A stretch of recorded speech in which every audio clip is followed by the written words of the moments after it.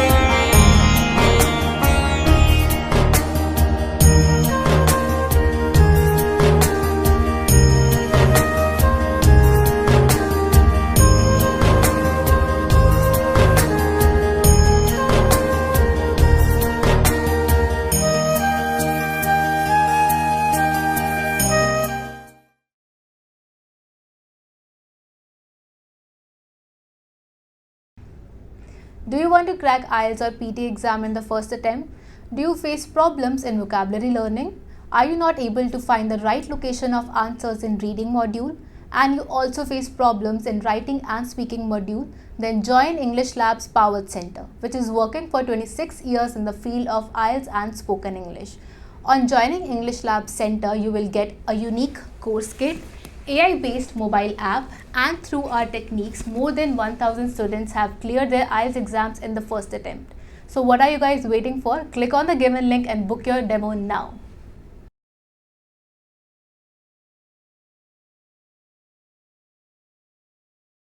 ભરૂચ શહેરમાં રામનવમીની ભવ્ય ઉજવણી કરવામાં આવી હતી. ઠેર ઠેર ભવ્ય શોભાયાત્રા કાઢવામાં આવી હતી.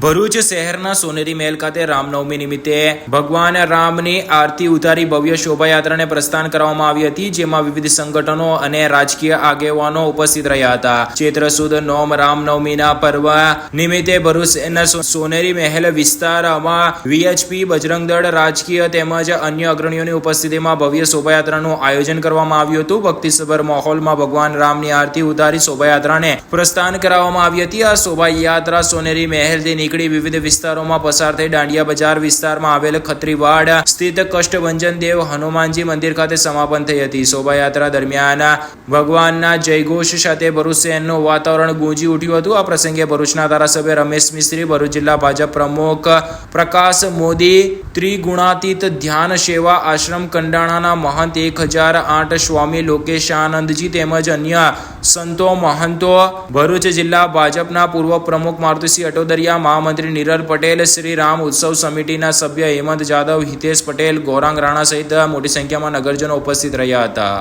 સોફ્ટ ટેનિસ સ્પર્ધામાં રાષ્ટ્રીય કક્ષાએ ભરૂચ જિલ્લાના ખેલાડીઓએ મેડલો મેળવ્યા હતા. ગત તારીખ 26 માર્ચથી 1 એપ્રિલ 2025 દરમિયાન 18મી sub junior national soft tennis સ્પર્ધાનું આયોજન લુધિયાનાના પંજાબ ખાતે થયું હતું, જેમાં બહેનોની ઇવેન્ટમાં 4 ખેલાડીઓ ભરૂચના હતા. વંશિકા દાલમિયા, જીવિકા શાહ, કનક પટેલ અને ખૂબી જૈન ગુજરાતની ટીમમાં પસંદગી પામ્યા હતા. તેઓએ ટીમ ઇવેન્ટમાં પ્રથમ મુકાબલો રાજસ્થાન સામે 2-0 અને ત્યારબાદ પોંડિચેરી સામે 2-0 અને છત્તીસગઢ સામે 2-0 અને ફાઇનલમાં ગત વર્ષની ચેમ્પિયન તામિલનાડુને પણ 2-0 હરાવી ગુજરાતને ગોલ્ડ મેડલ અપાવ્યું હતું. આ ઉપરાંત ભાઈઓની ટીમ ઇવેન્ટમાં ભરૂચના 2 ખેલાડીઓ એવા કશ્યપ પટેલ અને નિવાંશાએ બ્રોન્ઝ મેડલ મેળવ્યો છે. આ ઉપરાંત કનક પટેલ અને અમદાવાદની ધ્વની નાગમટેએ ડબલ્સ ઇન્ડિવિજ્યુઅલ ઇવેન્ટમાં બ્રોન્ઝ મેડલ હાંસલ કર્યો છે અને જીવિકા શાહ અને અમદાવાદની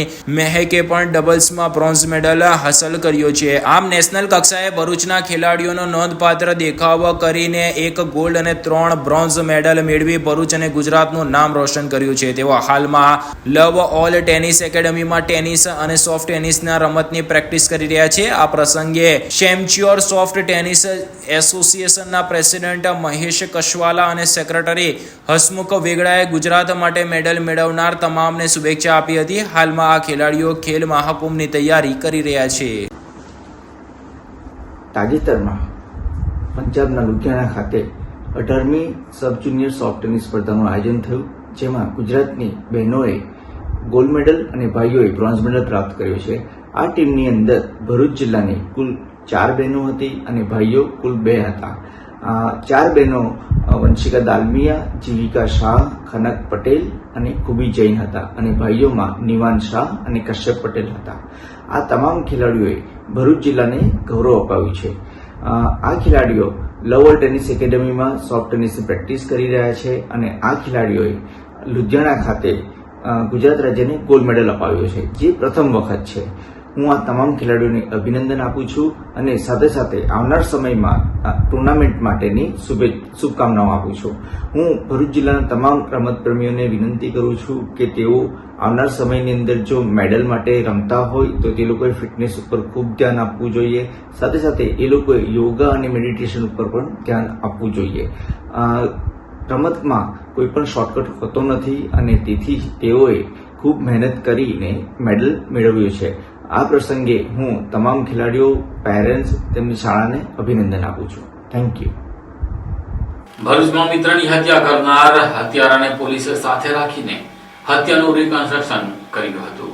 ભરૂચના કોલેજ રોડ ઉપર આવેલા ગટરોમાંથી માનવ અંગો મળી આવવાના મામલામાં ચોંકાવનારો ઘટસ્ફોટ થયો હતો. આ મામલામાં સચિન ચૌહાણ નામના વ્યક્તિની તેના જ અંગત મિત્ર શૈલેન્દ્ર ચૌહાણે હત્યા કરી હોવાનું બહાર આવતા ભરૂચ પોલીસે તેને ઉત્તર પ્રદેશ ખાતેથી ધરપકડ કરી હતી. હાલ આરોપી પોલીસના 8 દિવસના રિમાન્ડ પર છે. ત્યારે પોલીસે આજરોજ આરોપીને સાથે રાખી સમગ્ર ઘટનાનું રિકન્સ્ટ્રક્શન કર્યું હતું. આરોપીએ પોતાના ઘરે જ તેના મિત્ર સચિન ચૌહાણની હત્યા કરી મૃતદેહના 9 ટુકડા કર્યા હતા. ત્યારથી લઈને અને ગટરમાં નિકાલ કરવા સુધી તમામ જે ઘટના બની હતી તેનું પોલીસે રિકન્સ્ટ્રક્શન કરાવી ઝીણવટભરી તપાસ કરવાની સાથે માહિતી મેળવવાની પ્રયાસો કર્યા છે. આ મામલામાં આરોપી શૈલેન્દ્ર ચૌહાણની પત્નીના અંગત ફોટો મૃતક સચિન ચૌહાણ પાસે જ હતા, જે મોબાઈલમાંથી ડિલીટ ન કરતા અને ₹4 લાખની લોન બાબતે બંને વચ્ચે માથાકૂટ થઈ હતી, જેમાં સચિન ચૌહાણની હત્યા કરવામાં આવી હોવાનો ઘટસ્ફોટ થયો હતો. ત્યારે પોલીસે રિમાન્ડ દરમિયાન હત્યા કરવામાં ઉપયોગમાં લેવાયેલ ધારદાર હથિયાર પણ કબજે કર્યું હતું અને રિકન્સ્ટ્રક્શન દ્વારા અગત્યની માહિતી મેળવી વધુ તપાસ હાથ ધરી છે.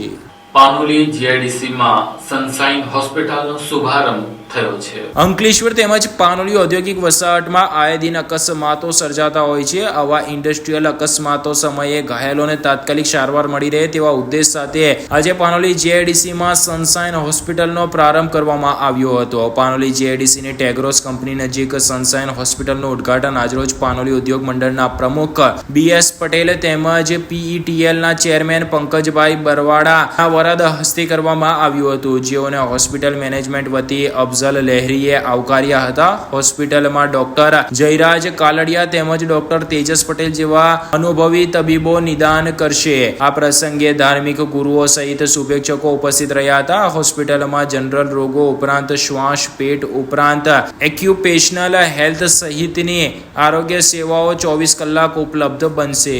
હું ડોક્ટર જયરાજ કાલડિયા, સનશાઇન હોસ્પિટલ જે શુભમ આર્કેડ પાસે આવેલી છે, ટેગ્રોસ ચોકડી પાસે. તો પાનોલીમાં આપણે ફર્સ્ટ ટાઈમ 10 બેડની જનરલ હોસ્પિટલ ચાલુ કરવા જઈ રહ્યા છીએ, જ્યાં laboratory, x-ray, medical store, 24/7 ambulance, mediclaim, pyrometry, audiometry જેવા વેલ ઇક્વિપમેન્ટ સર્વિસો અવેલેબલ છે અને પાનોલીના પેશન્ટોને સેવાઓ મળી રહેશે તેના માટે અમે 24/7 કાર્યરત રહીશું.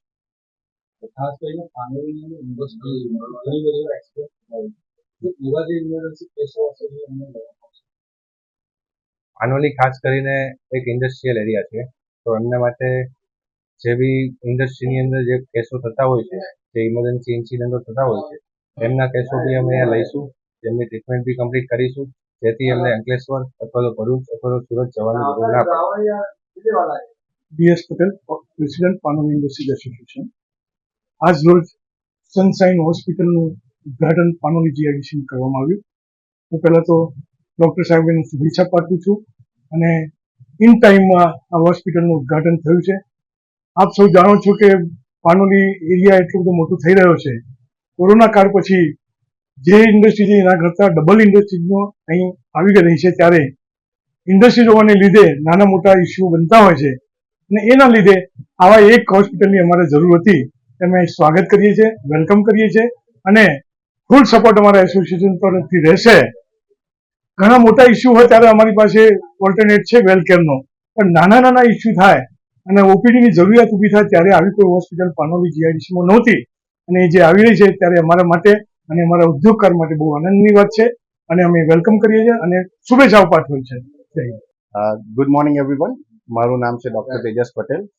અમે અત્યારે નવું પાનોલી ખાતે સનશાઇન હોસ્પિટલ સ્ટાર્ટ કર્યું છે, જે મલ્ટી સ્પેશિયાલિટી હોસ્પિટલ છે. અમારી પાસે અહીંયા ઇમરજન્સીથી લઈને એક્સરે, હાર્ટના કેસીસ, ઇમરજન્સી કેસીસ, હૃદયના કેસીસ, મગજના કેસીસ, કેન્સરના કેસીસ અને બીજા કેસીસને હેન્ડલ કરીશું અહીંયા. તો અમે અહીંયા બધાને આજુબાજુના ગામડાઓ તથા પાનોલી વિસ્તાર તથા અંકલેશ્વર વિસ્તારના લોકોને અપીલ કરીએ છીએ કે અમારે અહીંયા જરૂરથી મુલાકાત કરજો. હાંસોલ પંથકમાં રામ નવમીની ભવ્ય ઉજવણી કરવામાં આવી હતી. હિન્દુ મુસ્લિમ સમાજના આગેવાનો અને શાંતિ સમિતિના સભ્યોએ ભવ્ય સ્વાગત કર્યું હતું.